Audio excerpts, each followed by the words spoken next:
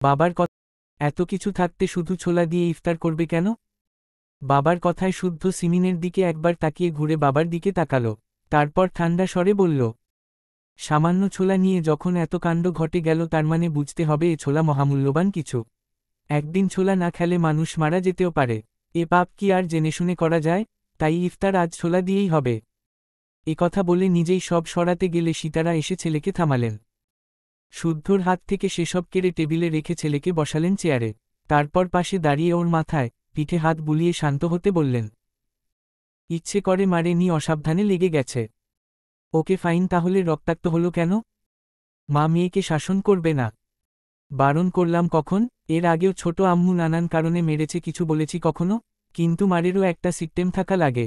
আমিও তো কতবার মারি, রক্তাক্ত হয় কি? এতটা রক্ত ঝরেছে কখনো? ঠিক আছে, তোর বোনকে আর কেউ মারবে না এভাবে। শান্ত হ বাপ।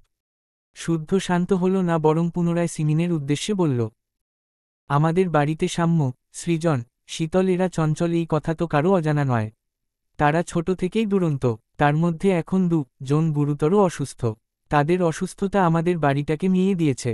আগের মতো বাড়িতে প্রাণবন্ত ভাবটা নেই, খুনসুটির মুহূর্ত নেই।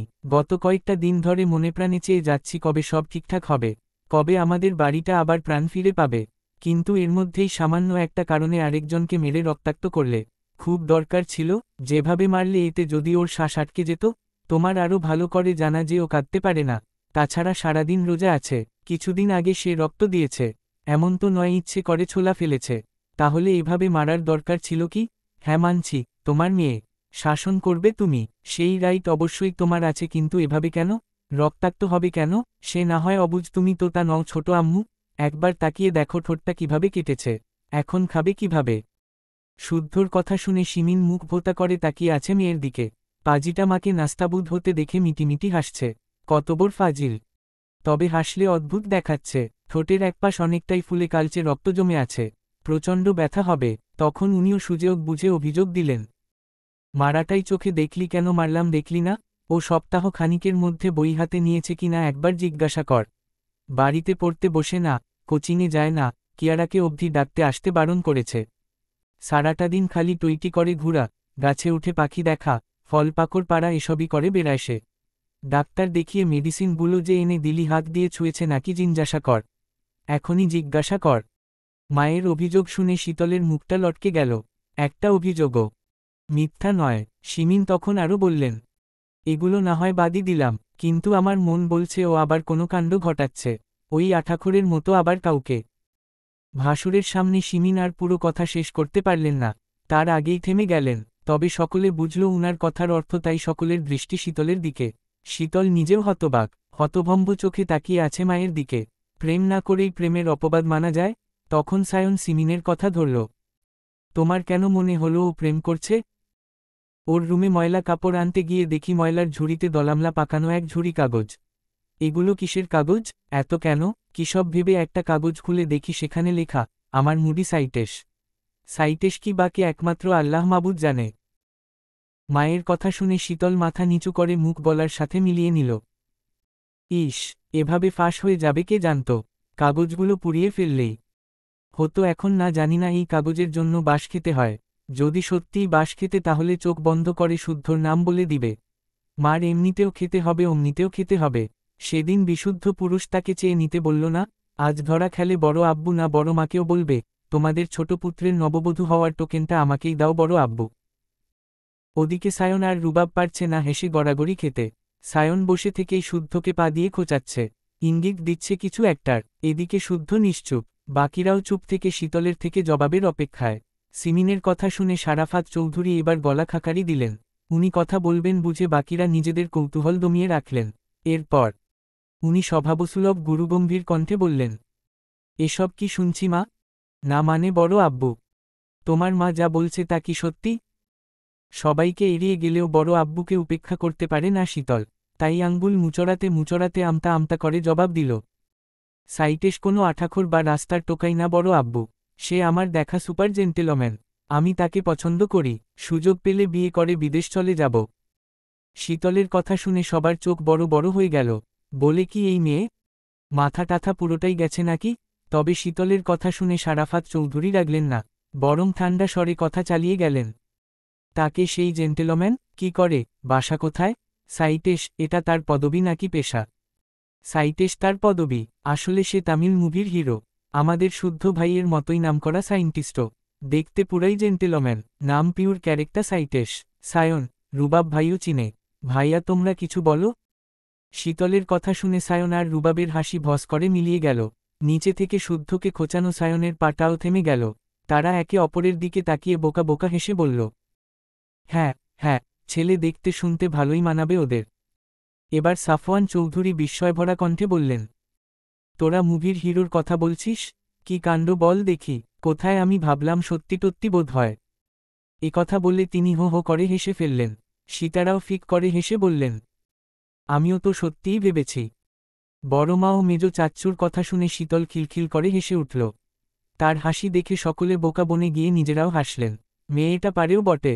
এদিকে এতক্ষণ সায়ন আর রুবাব যেন শ্বাসটা আটকে রেখেছিল। ভেবেছিল আজকে বোধ হয় সত্যিটা ফাঁস হয়েই যাবে, কিন্তু এই মেয়েটা আবার পাল্টি খেল। আর পাল্টি খেয়ে করল কি? সায়েন্টিস্টকে বানিয়ে দিল সাইটেশ, আর শুদ্ধ নামের জান খেয়ে নাম দিয়ে দিল ক্যারেক্টার। যদিও পিওর বা কারেক্ট মানেই শুদ্ধ। শীতল কথা শেষ করে আর চোখে শুদ্ধর তাকাতেই চোখাচোখি হয়ে গেল। ভ্রুকুচকে তাকিয়ে আছে বিশুদ্ধ পুরুষ। হয়তো ভাবছে তার পাশে বসে তারই নাম বদলে তাকেই সুরসুরি দিচ্ছে। এর আগে শুদ্ধ অভিযোগ করেছে যে মেয়ে কারো সামনে তাকে চেয়ে নিতে পারবে না সেই মেয়েকে সে বিয়েই করবে না। এজন্য সাহেব কত রাগ দেখিয়েছিল, কথা বলা বন্ধ করে দিয়েছিল, তার রুমেও যেতে দেয়নি। আজ দেখ বলতে পারবে না কি না। যদিও এটা ছোট্ট রিভেঞ্জ, যখন ফাইনাল মোমেন্টে আসবে তখনও সব গৌরবে বড় আব্বুর কাছে চেয়ে নেবে। বুঝে নেবেই নেবে বিশুদ্ধ পুরুষটাকে। সে কি ভেবেছে তার করা পাগলামির পরিমাণ একটু বেশি বলে এটাও পাগলামি? না, মোটেও না। এদিকে এখনও মেয়ের বাদরামি বন্ধ হয়নি দেখে শিমিন ফুঁসে উঠলেন। কটমট করে তাকিয়ে শুদ্ধকে অভিযোগ করলেন, শুনলি শুনলি বেয়াদবটার কথা? ও কি এমনি এমনি মার খায়? শীতলের ইঙ্গিত বা কথার ধাঁচে শুদ্ধ রাগ হঠাৎ উধাও। কি বলবে নিজেই বুঝে উঠতে পারছে না। তবে সায়ন আর রুবাবে মুখ দেখে কেন জানি ভীষণ হাসি পেল। হাসলে মেইন টার্গেট মিস হয়ে যাবে, তাই মুখটা যথেষ্ট থমথমে করে রাখল। আর শিমিন এত কিছুর পরও মেয়ের করা বাদরামি কমছে না দেখে অঝরে কাঁদতে লাগলেন। আপাতত প্রসঙ্গ পাল্টানো খুব দরকার, তাই সে থমথমে মুখে বলল, আজ থেকে বাড়ির ছোটরা লাখ টাকার জিনিসও যদি নষ্ট করে কেউ কিছু বলবে না। বলবে না বলবেই না, মারধর তো দূর, যার যা ক্ষতি হবে ক্ষতিপূরণ আমি দেব। তারপরও যেন এই ঘটনা পুনরাবৃত্তি না হয়। এইটুকু বলে ঘাড় বাঁকিয়ে শীতলের দিকে একবার তাকালো। পাজি মেয়ে কাটা ঠোঁটে এখনও হাসছে, মুচকি মুচকি হাসছে। তাকে এভাবে হাসতে দেখে শুদ্ধ ধমকে উঠল। হঠাৎ ধমকে ওঠায় শীতল চমকে উঠে বলল, হিরোকে ভালো আমি কি করব? এক থাপ্পড়ে সব দাঁত ফেলে দেব বেয়াদব। কোথায় কি বলতে হয় তাও জানিস না?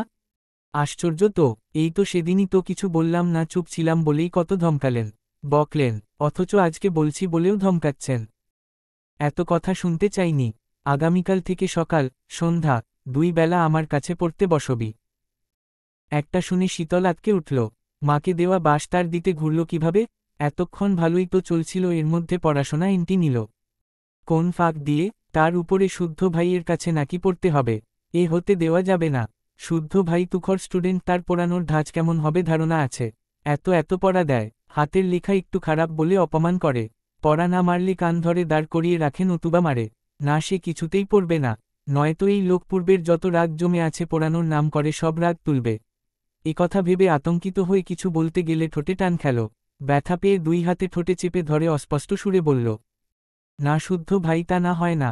তাছাড়া আপনি এত বিজি মানুষ, আপনাকে এত কষ্ট করতে হবে না। আমার ব্যস্ততা না হয় আমি বুঝে নেব। আর হ্যাঁ, আগামীকাল থেকে তোরা 3 বোন একা কোথাও যাবি না। শখ স্বর্ণ কথাটা স্মরণে রাখিস। প্রয়োজনে রুবাব দিয়ে আসবে, নিয়ে আসবে। আমার কথা নোচ্চর হলে এক একটা আমি নিজে শায়েস্তা করব। হঠাৎ এমন করা নিষেধাজ্ঞা জারি করার কারণ বুঝল না কেউই। তবে মুখ ফুটে কিছু বলার সাহস করল না। সায়নের সাথে শুদ্ধর চোখাচোখি হলে সায়নের ঠোঁটের কোণের মৃদু হাসির দেখা দিল। কি সুন্দর করে এক ঢিলে 4 পাখি মেরে দিল।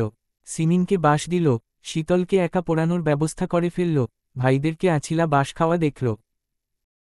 এবং এই সুযোগে শখ স্বর্ণের সেফটির কথা ভেবে স্বয়ং রুবাবের ঘাড়ে দায়িত্ব চাপিয়ে দিল। শুদ্ধ যখন নিষেধাজ্ঞা জারি করেছে তখন সবাই বিনা বাক্যে মেনে নেবে, কিন্তু তার বাঘিনী কি মানবে?